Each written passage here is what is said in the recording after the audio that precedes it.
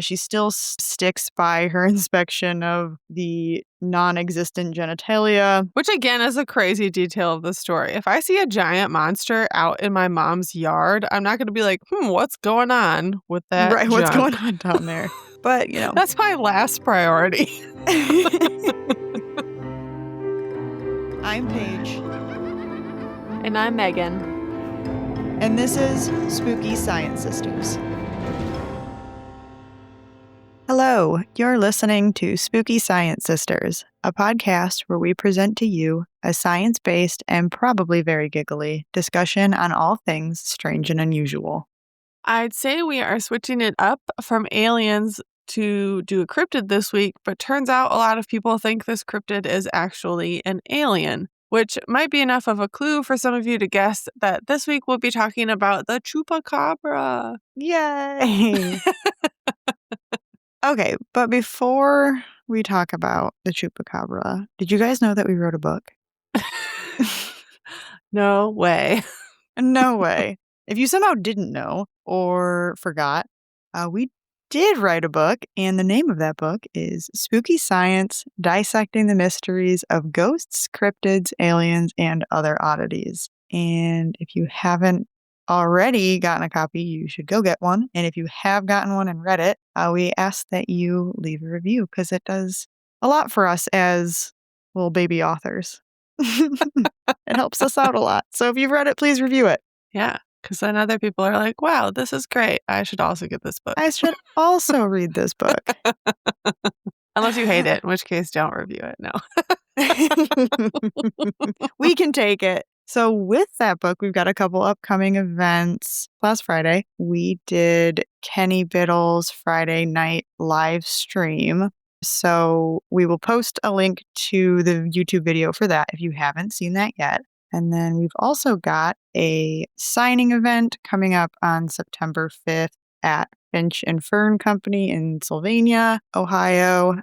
We've got the Southport Literary Fair in Kenosha on October 4th. And then we've got the virtual event, the Skeptical Inquirer Presents, which is October 30th. So we're excited. We've got some good stuff coming. Yeah. And I've been putting a link in the show notes that goes to our website with like more details and links to those events. So if you want to know more, you can and come visit us. Okay. Yep. Something spooky. I got nothing other than just general dismay that the end of summer is here and school starts next week. That's really weird. That is really weird. Yep.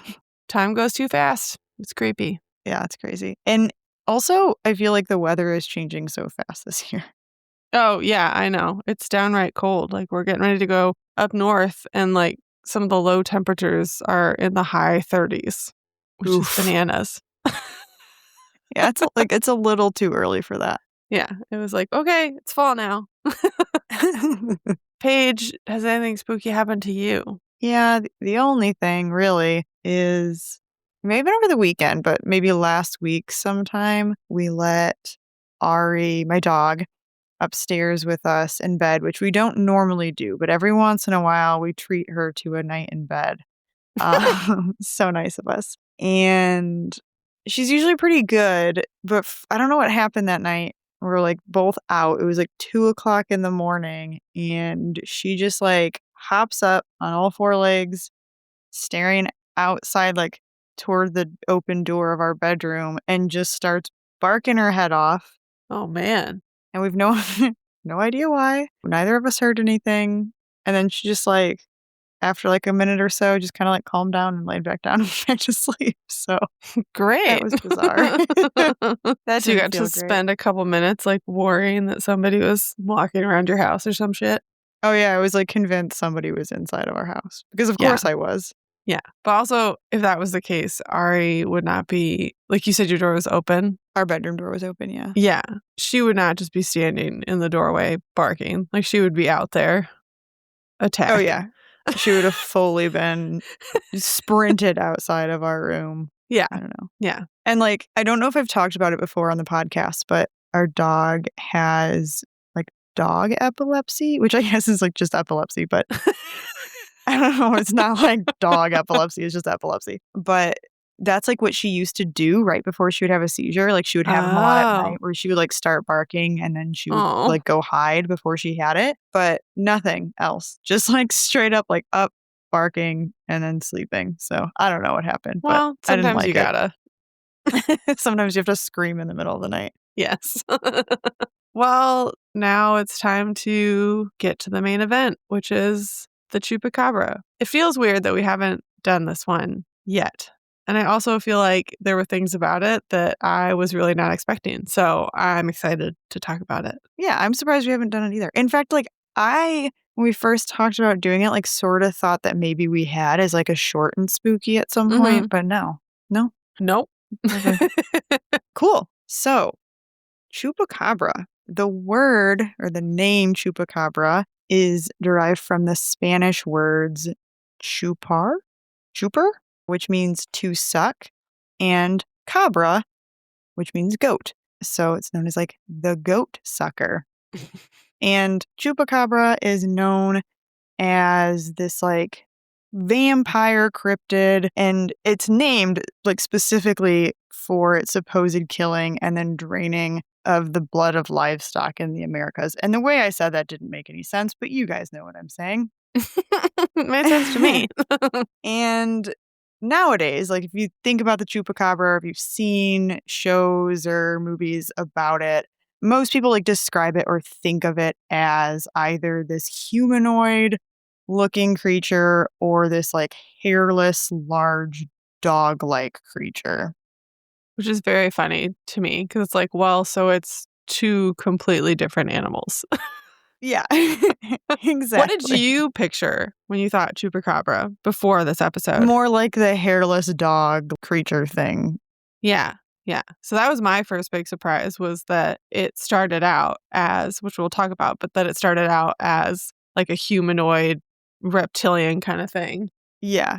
Though I guess like if I were picturing it, I would think of it as like dog-like in like maybe size and form, but sort of like reptilian looking. Huh.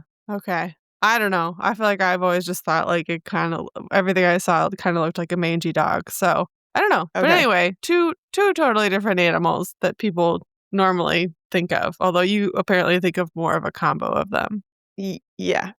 So yeah, we already like sort of hinted at this, but obviously like people think of different things and they think of chupacabra, and part of that is because the like OG version from like the original sightings and stories was described as a bipedal 3 to 5 foot man-like creature with alien-like eyes, maybe spikes, Uh huh. and long fingers or claws similar to a reptile. Yes. And a lot of descriptions say that the eyes are like red or even that they glow and they kind of like wrap around its head some.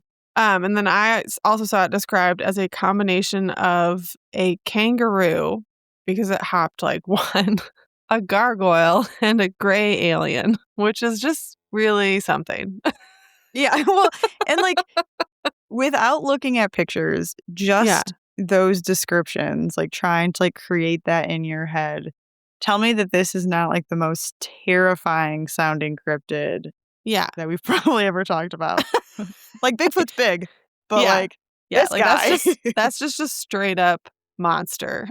Right. But I feel similarly about like the Jersey Devil. That's more just like a monster. Like doesn't feel anything Yeah, like what a real animal, like what's biologically possible that's for an fair. animal That's in fair. this world. So yeah, it's the original sightings. It's a super weird creature, and yeah, what people think of when they think chupacabra can vary quite wildly. The other big surprising thing for me when we started looking into this more closely, and I guess I just like, I don't know, hadn't listened to or read a lot of stuff about chupacabra before this, so I didn't know this, but it's not an old cryptid. Gun to my head, I would have said, oh, this is an old cryptid. Like, this is something that's been around for generations and has old folklore associated with it. But, like, no, it didn't start till 1995. Yeah, that surprised me too. Yeah, like I was 8 years old when the chupacabra showed up in the world. It's like that just feels weird to me. But anyway, we can go through some of the sightings. But that was my other big surprise was I didn't know that it was like a reptilian humanoid creature, and I didn't know that it was so recent. But we start with not seeing the chupacabra, but we start having chupacabra activity in March of 1995. And this is when 8 sheep were found dead in Orocovis, Puerto Rico. And they were apparently or supposedly completely drained of blood. And each of them had 3 puncture wounds in their chest area. So presumably where whatever, bit them and drained their blood from. So that's the first suspected activity. Then we move forward over the next few months and we start to see carcasses of goats and chickens and other small farm animals that show up dead in the area around Orocovis and over near another town called Canavanas. And in Canavanas alone, there were around 150 animals that were killed during this time. So people are a little, and like understandably, a little bit freaked out about whatever's going on, like whatever's killing all these animals in their area. Yeah, for sure. I mean, who wouldn't be, you Yeah. know? So then, yeah, a couple months later, in August of 1995, we get our first eyewitness account. So one afternoon, sometime in the second week of August, Madeline Tolentino sees this creature in the town of Barrio Campo Rico in Canovanas. Mhm. It's fine. I'm pronouncing everything so well right now. Yeah. And so she is looking out the window of her mother's house when she noticed that there was a car outside. And in a 1996 interview with UFO Digest, Madeline says that the driver inside of that car was like looking sort of scared and then kind of slowly started backing up. And it prompted her to kind of look around and investigate what he was, or they, I guess, were freaking out about. And as she's looking around, she saw a creature that she said was facing her, walking on 2 legs, but also like maybe floating, but also maybe bouncing. It's hard to tell. But like moving around, importantly, they're standing on 2 legs. Yeah. And during that interview, she described the creature kind of as we had previously mentioned, where it's bipedal, around 4 feet tall, walking on long, skinny legs. She described it in an attack position, which she says throughout her interview, like it never leaves that position. It's always like in attack mode, whatever that means. So maybe that's just its regular body position. Right. She also said during that interview that it had gray eyes and that there was something on its back and like describes it as like maybe being feathers, but there's like definitely something on its back. Okay. She also at one point says that so she's inside looking through a window and sort of like bends down to like try to see if she can like see its genitalia and like What? specifically says that like there's nothing there. Great. So Like a Ken doll. she, in this interview, then went on to describe an event where her mother goes running out after this creature to try to capture it. And like to that, I say abso-fucking-lutely not. Yeah. I see this thing in attack mode, whatever that means. Like I'm not chasing it down. Yeah, I think maybe our first instinct shouldn't be to like run at the mysterious threatening creature. Right. But whatever. You do you. So then, like, her mom does not successfully catch the creature. She then goes on to describe a boy who apparently worked for her husband, then comes out and he chases the creature. And he, like, sort of catches it, like, he at least, like, gets his hands on it. Mm-hmm. And apparently, he, like, describes to her that what she thought were feathers were actually like spikes or like spiny things on his back that kind of pop up as he grabs it. He also says he pried its mouth open and saw that it had fangs. Eventually, though, he loses it and it takes off into the woods. Yeah. Which, listen, we're going to get into it more. But I was with it on this story, and I was with Madeline, like, okay, you saw something weird, whatever. And then we get to the detail of the boy running out and chasing it and prying its mouth open to look inside. I was like, come on, like, this did not happen. Yeah. Because that's an insane thing to happen. And I think I heard in one of the podcast episodes I listened to about this that like no one ever bothered to follow up with him. People talked to Madeline, but no one followed up with him or the other people supposedly around in this story. So that's suspicious. Agreed. So if you read through like the whole like transcript or whatever of this interview, it's like pretty long, but importantly, like nothing really comes of it. The interview happens and then like seemingly it sort of just dies. Great. But in 2010, Ben Radford, who I think we've talked about a lot on the podcast and has definitely was a part of the book, interviews Madeline. Yeah, there are very few episodes of this podcast that have not used Ben as a source in some capacity or the other. He's a very long and prolific career writing as a skeptic about spooky things. So, living the dream. He has like a whole book about the Chupacabra. So he does. So yes, he interviews Madeline at some point, or in 2010, and also her husband, Jose, or partner. I guess I don't know that they're married, but Jose is also there. And the story he gets that day in 2010 is like quite a bit different than the one from the 1996 interview.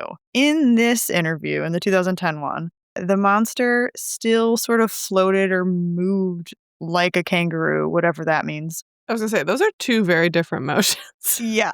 And like Ben like points that out during like his write-up of this. Like this, there's definitely some inconsistencies with the different forms of transportation that we're talking about here. And apparently it just sort of gets like waved away. Like I don't really know that there's an answer. But yeah, floats or moves or walks or whatever, bounces like a kangaroo. And she still described the nose and the eyes like pretty much the same way. She still sticks by her inspection of the non-existent genitalia. Which again is a crazy detail of the story. If I see a giant monster out in my mom's yard, I'm not going to be like, what's going on with that junk? What's going on down there? But, you know. That's my last priority. Importantly, the stories about chasing the creature down are like basically completely removed from the 2010 retelling. Oh. And like through that interview with Ben, she said that her mother mentioned chasing it down, but never actually left the house to do it. Okay. And as for the story about the boy who chased it down and pried its mouth open, that just never happened. I had no idea. I had not read through this part of the notes at all. So I guessed it. I knew. That sounded like a really weird detail. Yeah. And she like apparently specifically says that he ran out, like the boy like ran out to try to see it, but like never actually saw it. Huh. Okay. Who is the boy? Is he like a friend or is he a... He was an employee of Jose's, her partner. Whatever she saw though, she like did make a point in the 2010 interview to say that like she never said it was extraterrestrial. Oh. She specifically just said that its skin was extraterrestrial-like. Because we famously know exactly what alien skin looks like. Exactly. I'm sorry. I'm apparently feeling really snarky about this. But as it goes with like so many of these stories, there's no physical proof of this sighting. There's no photos. There are no other eyewitnesses who are willing to like come out and talk about it. Like literally nobody else has spoken up to corroborate her story. And of course her partner, husband wasn't there. So like he can be there to like speak in these interviews, but like wasn't really involved the day of. So it's not like he has anything to corroborate her story either. And like other than the interview that occurred in 96, which I actually think that, I'm sorry, I think that interview happened in 95, but was published in 96. Okay. But either way, like other than that interview, there doesn't really seem to be any sort of like investigation that takes place. Gotcha. Yeah. It's just, well, I thought it was a really weird thing, and a few people talked to her about it, and that's it. Yeah. And then it just like takes off. Yes. Yeah. So obviously people were very excited about this. And as it goes, we'll be saying that phrase a lot, as it goes with a lot of these things, because it all kind of plays out in a similar way to a lot of other stories. But once one person sees the chupacabra, then everybody starts seeing the chupacabra. So claims of chupacabra activity or sightings spread across the Caribbean, Mexico, and Latin America. The chupacabra appeared in the U.S. for the first time in 1996 in Miami, followed by Texas and Arizona and other places, mainly in the South and Southwest, although there have been stories about people finding one all the way up in Maine.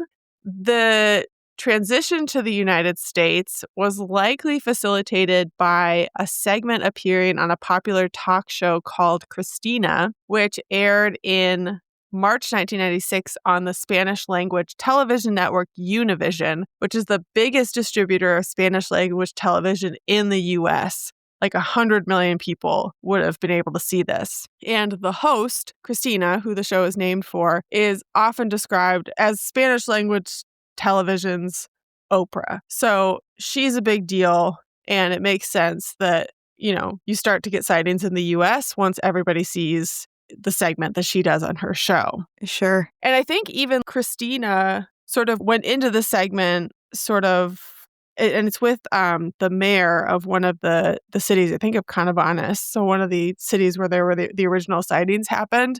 She kind of went into it like tongue in cheek, thinking like, oh, this is all sort of silly, whatever. And by the end, she's sort of apparently convinced that there's actually something weird going on and says something to that effect to her audience. So it's like everybody's going to take this very seriously at this point. All right. So yeah, we keep getting sightings all over. There's a couple of sort of big events that happen in the following years. So in 2000, a farmer in Nicaragua claimed that he shot a chupacabra, that he had something attacking his livestock, and that he stayed up late one night and actually saw two chupacabras and managed to shoot one of them. And he submits it to a university to be tested. And they come back and say, bro, this is a dog with mange. And I'm sure they were much more polite about it. But they tell him, no, this is a dog with mange. But he does not believe that the carcass that they gave, like he agrees that they give him back a dog carcass, but he doesn't think that what was returned to him was the same animal that he turned over for testing. So he thinks that the scientists at the university, for whatever reason, like were trying to hide what he really found or take it for their own, who knows? But he thinks the dog thing is like a cover up and they've taken the real specimen. Which, like, here's the thing about university researchers. Like, they're probably just like, oh, this is a fun little side project. Like, we'll devote a little bit of time to this. But, like, nobody has the time for a giant cover-up of some weird monster that somebody found. Like, I'm positive that this is just a weird dog. Right. Yeah. We get another spike in sightings in 2004. And actually, I'm not sure if it's 2004 or 2007 or if there were spikes at both of those times in Texas. But either way, we get kind of a spikes in sightings in Texas when we get some livestock that start to get attacked again. A farmer does manage to shoot another supposed chupacabra, and people like over time have found a few more carcasses. Importantly, these look nothing like what was originally seen in Puerto Rico. So now like everything that's being turned in are these more like dog-like creatures. And the DNA tests of the ones in Texas that got turned in are actually coyotes with mange. So we're just talking about mangy canids. People are thinking are chupacabras. But it is like an interesting transition from, again, this original humanoid reptilian alien-like creature to people are just seeing dogs with mange. Which if you've ever seen a picture of a dog with mange, like it can look pretty nasty. Like they don't look normal at all. So I could imagine if it's nighttime and you can't see your field very well, like you're going to think something weird's going on out there. I'm still like not clear that I know where, like when that switch happened or why it happened. Yeah. I'm also not sure. I'm not clear that anybody's really sure like why it Okay. happened or when it happened. So I think the way that Ben Radford thinks about this is that the chupacabra is more just like a scapegoat figure or a sort of like a catch-all boogeyman, attacks the livestock kind of figure. So like you see something weird in your field, you see something weird while you're driving at night, and that's the chupacabra. And so for whatever reason, maybe just because in the US we've got more canid type predators like foxes and coyotes and things that they don't have in Puerto Rico, like it just starts to transition into that kind of animal here versus the original. Okay. That's my best guess. But it's kind of Yeah. chupacabra becomes a little bit of a catch-all for like people just seeing weird things. And then they're like, well, it was a chupacabra. But then is it like truly a cryptid then? Well, yeah, exactly. I mean, that's You kind of the know? point, right? Yeah. Yeah, like if you're going to make the argument that it's a flesh and blood animal, yeah, It can't be both. it can't be two different animals. It can't change depending on the sighting that happens. So Yeah. it's either something supernatural or it's an actual animal, in which case some of what people are seeing are not the animal. Yeah. Yeah. Yeah. Okay. But basically all the ones that have been turned in have been dogs or coyotes or foxes or like some other type of dog-like creature that is just ill. Sure. So, yeah.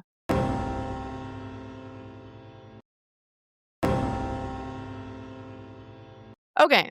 As is common with cryptids, the history behind the chupacabra has been extended backwards since the first sighting. So, like, this happens with Bigfoot, this happens with Nessie, and with the chupacabra, it is a cryptozoologist named Scott Corrales who believes that the modern reports actually began not in 1995, but in 1974. And that you can trace it back even further and link the chupacabra to older folklore from the indigenous Taino people about a creature called a maboya.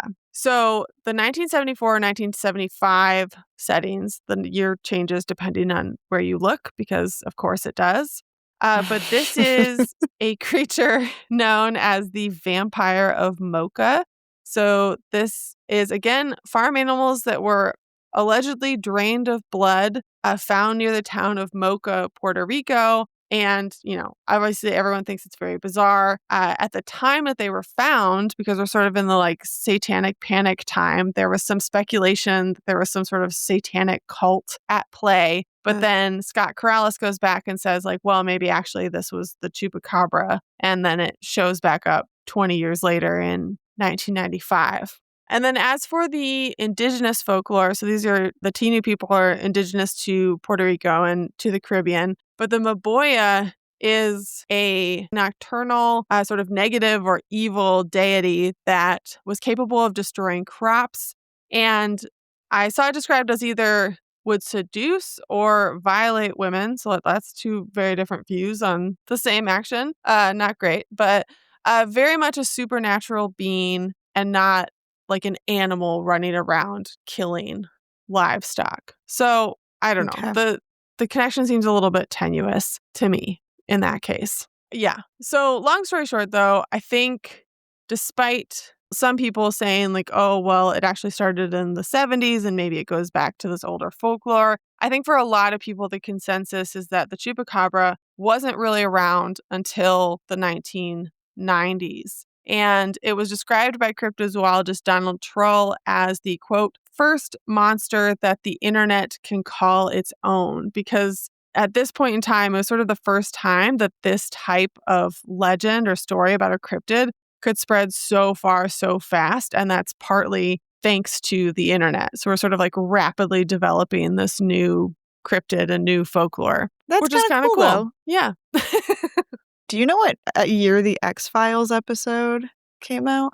I don't know. I also don't remember. I have only vague memories of that. I was actually going to ask you, is there an X-Files episode about Chupacabra? Yeah, there is. It's in 97. Oh, season 4. Just wondering. A couple years later. I just didn't realize, like, when I watched that episode, how recent all of this would have been. Yeah. That's crazy. Yeah, they were breaking the news. Okay. So that's sort of a brief overview of the history of sightings. But like I said, really, Chupacabra shows up on the scene in the 90s and then sort of changes form. And, every once in a while you get a new sighting more recently. But I would say there's like not a lot of sightings that have happened, at least in any big way or newsworthy way, for quite a while. Sure. Yeah. I think the most recent thing I saw was like from 2019. Yeah. So we can get into debunking some of these claims and stories and talking about what the Chupacabra might actually be. So to start. You'll never guess what we think it is. You've only talked about it like 3 times already. Oh, that it's a dog? Yeah. Oh. There are other options, though, that I think are viable. Yeah. It's not all the options, man. Okay. So to start, you kind of have the typical cryptid problems that apply here. And by that, I mean, if we're looking at this from a cryptozoology standpoint and saying, hey, this is an actual animal that's in Puerto Rico and wandering around the Caribbean and potentially also the southern and southwest United States. So in order to have an animal like that and, have at this point decades of sightings, you'd need at least a few hundred alive to maintain some sort of breeding population.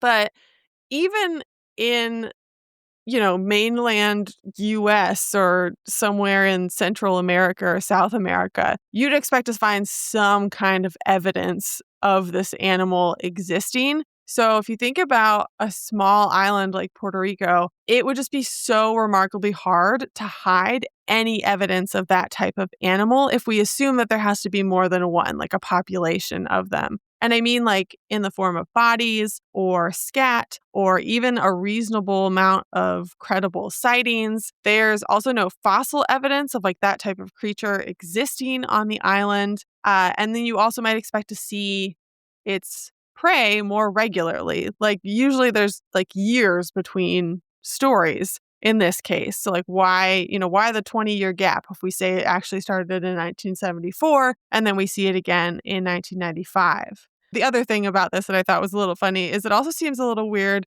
that the Chupacabra apparently has no qualms about going after big animals. Like some of the supposed animals that have been killed by it have been like cows, but then it never attacks people? Yeah. Yeah, this kid supposedly chases after it and like rips its mouth open and it's just like, yeah, okay. Yeah. Which, I mean, I guess to be fair, there are obviously wolves out there in the world, which are large predators and they can take down quite large animals. And there's like one fatal wolf attack that's ever been recorded in sort of modern times for a human. So I don't know. So I guess maybe that's not as good of a point as I think it is, but it just seems like the Chupacabra would also go after people. That's all I'm saying. Yeah, we don't know why, but like I don't disagree. It just feels more like this should be a threat to people as well.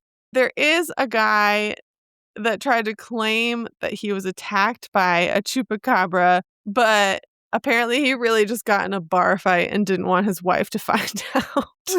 Like, what a Chupacabra attack? Like, are you fucking serious? Yeah. You could choose anything else. And you're like, you know what?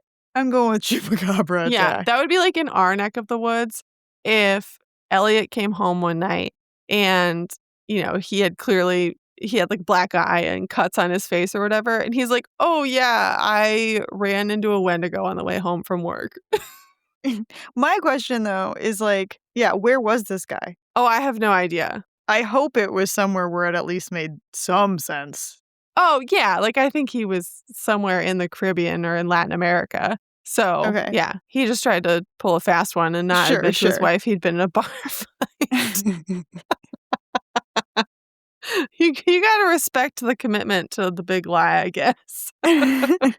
Anyway, so these problems aside are sort of the quote unquote typical cryptid problems. If we're thinking about this from like a zoology standpoint, some people do try to justify the lack of sightings or the lack of fossils or other evidence by saying that, well, none of that exists because the chupacabra wasn't actually around until the 90s. And the reason that it wasn't around until the 90s could be that it is an alien that got dropped off on Earth. Huh.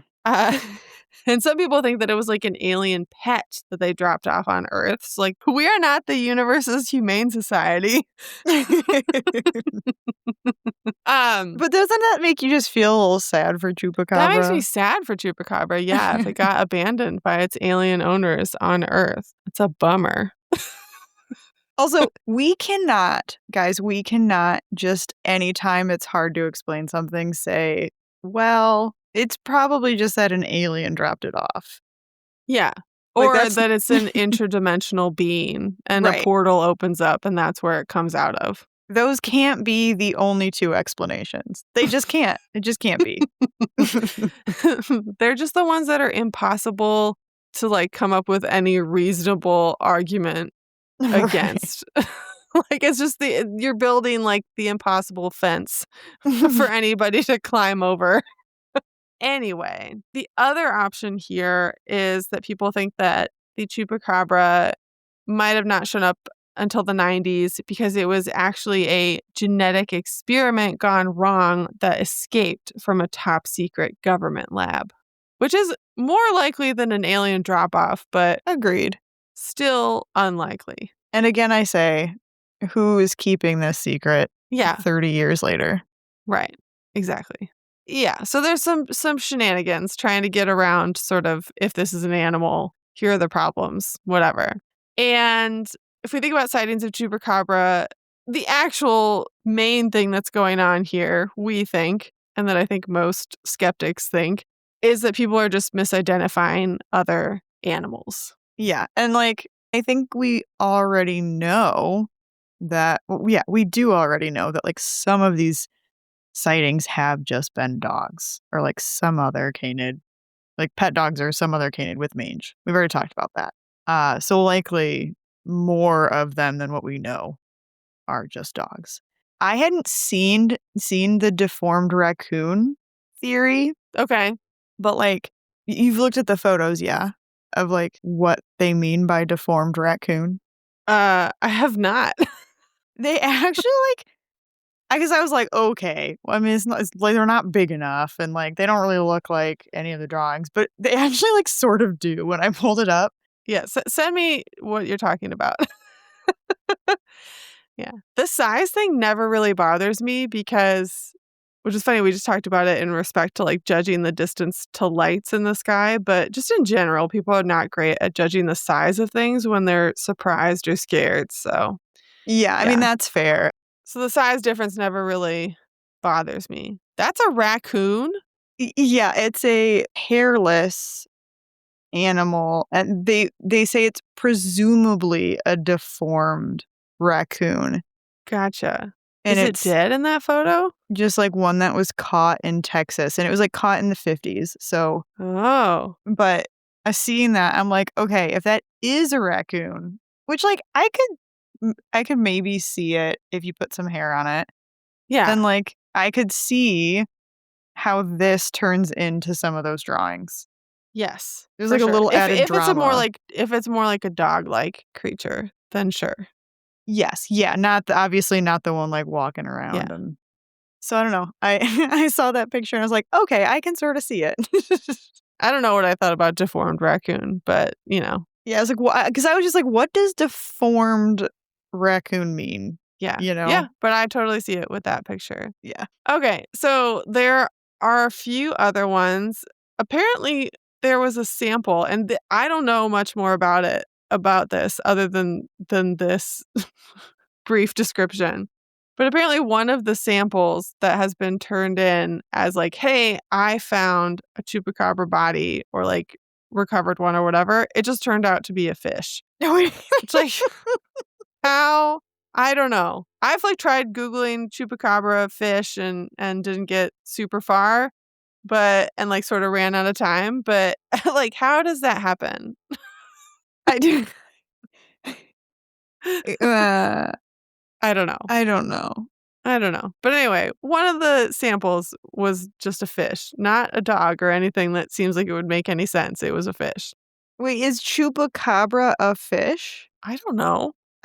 That's wild. Okay, anyway. How did we get to 5-foot man from 5-foot man to fish?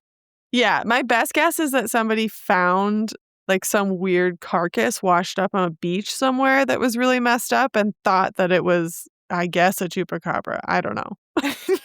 That's my best guess. Okay. So, trying to explain sightings that have happened of like more reptile, alien, things with spines down their back, because that's a really common feature that I feel like I didn't hear anyone mention, but there are definitely iguanas in Puerto Rico Yeah, and like in the Caribbean. And yeah. So, yeah. some of the photos, so again, like some of the drawings, like kind of just look like an iguana with like bigger eyes. Yeah. Yeah. I mean, they can get pretty big. And, if it's like kind of standing on its hind legs to lean up on something or whatever, I don't know. And they like run kind of in a freaky fast way sometimes, like on their Yeah. hind legs. It could be chupacabra. We don't know. I mean, if we get fish got there, I don't see why iguana couldn't. Sure. I feel like iguana should be an option. Oh my God. I forgot. Sorry. I forgot that iguana could get up to 7 feet long. Holy shit, really? I knew they could get big, but I couldn't remember how big. Yeah. It says reaching lengths of 5 to 7 feet. Most of that is tail though, right? I would say maybe 50% tail. But that's like still pretty impressive. Yeah, that's a big animal. That's a big animal. That's a Listen, big lizard. iguana, chupacabra. Heard it here, folks. You heard it here. I'm sure someone else has thought about this, but in the sources that I looked at, nobody mentioned iguanas, and I was really surprised about that. Okay, one of the ones that I thought that was really interesting was that people have proposed that, and I don't know if it's like the ones that they've actually seen, it's like the actual sightings, but that the animal bodies that were found and then attributed to chupacabra might have actually been killed by mongooses. And this is specific to Puerto Rico because mongoose, which like is the plural of mongooses or mongoose? I'm guessing it's mongooses, but Probably, but I like mongoose. struck me as funny earlier. Anyway, so mongooses were introduced to, or is it like moose where it's just mongoose is the plural too? We don't know. Anyway, I I'm feel going to like think I about like this all day. mongooses. Mongooses Mongooses. feels the most right. I could look it up, but we're just going to go with mongooses.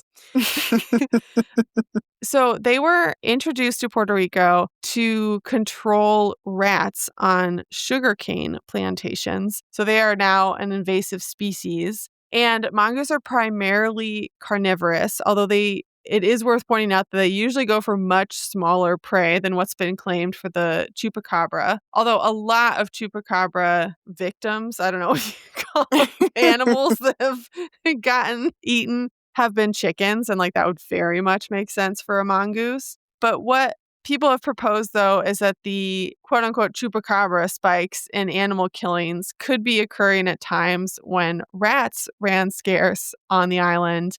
And so they had to like search out a different food source. And like, great, there's these convenient pens of animals just waiting for us. Sure. Yeah, but mongooses are pretty, like, they're not very big animals. So you'd have to, like, it would be a real stretch for, I think, people to mistake it as like some 5-foot tall humanoid being. So I don't think that necessarily explains sightings, but could explain the bodies. Sure. Another sort of weird one is that people proposed that the Chupacabra could be a troop of rhesus monkeys. So apparently, and this is also apparently a thing in South Carolina, which I don't know. I feel like I should have known about, but didn't before. Or I think I'd like heard about Monkey Island before and thought like, oh, that's definitely made up. And like turns out it's not made up. So there is a troop of about 1,800 rhesus monkeys, which are not native to Puerto Rico, that live on a research island about a mile off the coast of the main island. And they've been there since 1938 when a group of just over 400 monkeys were set free there to study their behavior. So they were brought over from India and then set free on this island to just be like, let's see what happens. And apparently they did the same thing on an island off the coast of South Carolina as well. Huh. So whatever. But in the case of both islands, there have been reportedly been some escapes. So monkeys making it to either the mainland or in this case to the main island of Puerto Rico, which is first concerning because there's a risk of humans contracting the potentially fatal herpes B virus from them, which is horrible. And yeah, so I think in terms of the chupacabra, the idea is that, a rogue pack of monkeys got loose in the mainland and started attacking livestock. And, they're sourced from this research island that exists off the coast. The issue here is that rhesus monkeys mainly eat fruit. I think they are not meat eaters. But I guess it's worth pointing out that, even animals like squirrels or deer will eat meat if they're like in dire need of food. But Puerto Rico is like a tropical island with tropical fruit growing on it. So I feel like they wouldn't resort to killing livestock. Well, maybe not, but at least maybe would explain sightings. Might explain sightings, yeah, if people saw a monkey that they are not familiar with. Okay, I have a lot of questions about these monkeys. Yeah. We don't need to cover them now, but I want to know how the monkeys escape an island. I don't know. Do you think they can swim? I don't know, can they? I have no idea. Or does someone like get too close in a boat and then they like stow Right. away? I don't know. Either way, it seems made up, but it's not made up. There is a monkey island. So that's sort of the options for animals. I, like Paige mentioned before, I would guess that, like, I don't know, 90% of the sightings are probably dogs or other canid animals that have mange or something wrong with them. And then the other ones that are more like the OG chupacabra sightings, like, who knows? Just some weird. It's probably just a combination of people seeing different animals, but I think most are probably dogs. Yeah, agreed. Yeah. And I also wonder, like, could it have just been like a really sick person? Well, yeah, I mean, that's the that thing with, original sighting. Yeah, and that's the thing with, like, even the original animal killings, like, I kinda, made light of the fact that it was 70s, so of course they went to, like, the satanic panic thing and thought that it was a cult, but, like, I don't know, maybe it was, like, a fucked up person going around and doing weird stuff to animals, Right, right. Yeah, that's always an option. So, anyway, alright, so that's the animals. The last thing that I wanted to talk about was just some thoughts on the, I guess, sort of weirdness going on with the bodies of the livestock that were killed. So one feature of the bodies is, and I guess especially with those like original 8 sheep that turned up in Orocovis, Puerto Rico, they've got those like 3 puncture marks on their chests. Mm-hmm. And I don't know, like, one thing pointed out that, like, biting on the neck or chest, like, that's pretty typical for, like, a canid, so, like, a dog or a coyote, which there aren't coyotes in Puerto Rico, but there are dogs, feral dogs. That's pretty common for them to, like, bite the animal's neck in order to kill them. So it's like, I don't know, maybe the dog that killed them, like, only had 3 of its teeth, right? So it sort of looked weird because you only see the 3 teeth marks, or like maybe just the angle of it when it bit it. Only 3 of them happened to puncture the animal's skin. We don't know. So, like, I don't know. It's worth pointing out because it's kind of a weird feature of the bodies, but I do think you can logic your way around it. One way or the other. I suppose the only weird thing about that is, like, how did this one animal manage to kill 8 sheep in a single field in a single night and like sort of leave all the bodies together. Like, that's pretty weird. Like, why didn't the sheep just run away? Yeah, I mean, I don't know enough about sheep to I to don't know yeah, what they maybe they're would just how they really would dumb, so they respond. wouldn't, but But also, like, couldn't it have just been, like, a pack?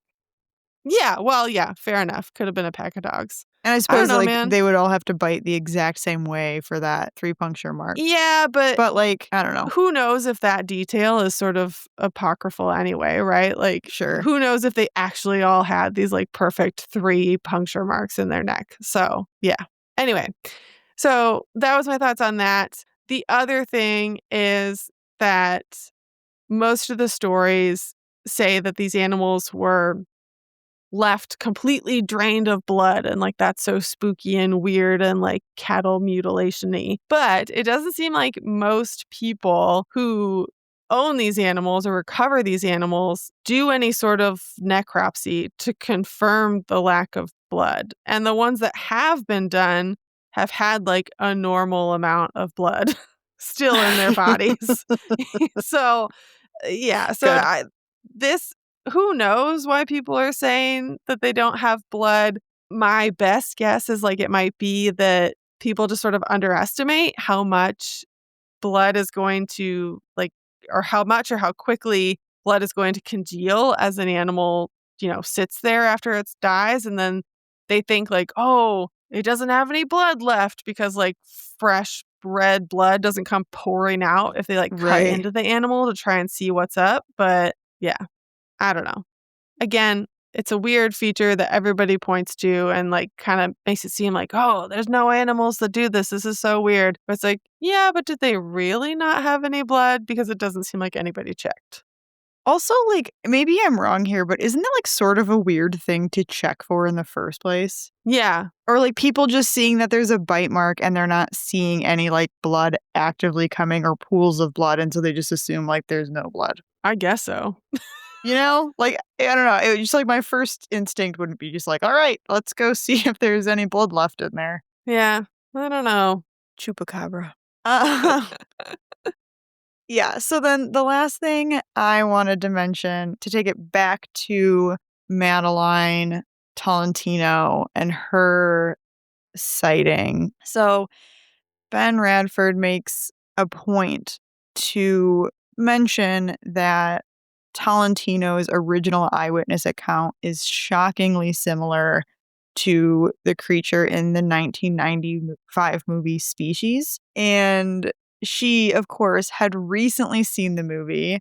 So it's like very possible that she like maybe gets just really freaked out by the movie, and then her memories of what she saw just get sort of jumbled.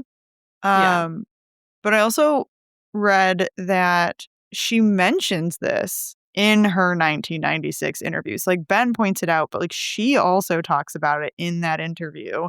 Oh, okay. That it looked like it? Yeah, she doesn't really say that like, oh, it could just be that my memories got confused or like I was just freaked out, but she does say, yeah, that description I gave you does sound awfully similar to the creature in the movie Species I just watched. So like, I don't know, just kind of weird. Yeah. Here's what I've learned is that there are a lot of people out in this world that are like way more willing to just very confidently get out there and being like, yeah, this is definitely what I saw and it was totally weird. Like I don't think I would ever be that confident about that kind of thing. No, no. I mean, I like maybe if like a bunch of people in the area were saying they saw something and like I actually saw the exact same thing, I would come out about it. But like I wouldn't be the original eyewitness for anything. You know? Right. Or I guess maybe I would, but I'm not coming out and talking about it. And Yeah. maybe I'm part of the problem, Yeah. because I wouldn't, but I feel like I would just be so sure that like, "Oh, yeah, that was just a weird raccoon or dog or Yeah. whatever." Yeah. I don't Exactly. know. Yeah, so the other thing with this movie is that the Chupacabra origin also matches the creature in the movie is created from alien DNA and escaped from a lab. So, yeah, sort of matches. I think you talked about it, Megan. Oh, yeah, it's just very similar to like how some people think that the Loch Ness Monster original sighting was inspired because everybody went and saw King Kong. And there's a dinosaur scene in that kind of looks like that is a sauropod dinosaur. Yeah. So, yeah. But it also made me think about the question we had during Kenny's show about whether science fiction, like, I don't remember exactly what the question is. Yeah. The question from the show was something about if science fiction like influences, I don't know, like the development of this type of folklore or legends or whatever, or Yeah, that it can something kind of like like that. make people believe in things or create things. And I mean, yeah. Well, yeah. It's funny. We didn't have I feel like we didn't have a super good answer at the time, but yeah, this is sort But of like, the this is it. answer. Yeah. That people saw a science fiction movie and then I think we talked about Nessie in that, but yeah, people saw Species and then they were like, great, this thing's running around Puerto Rico for Right. sure.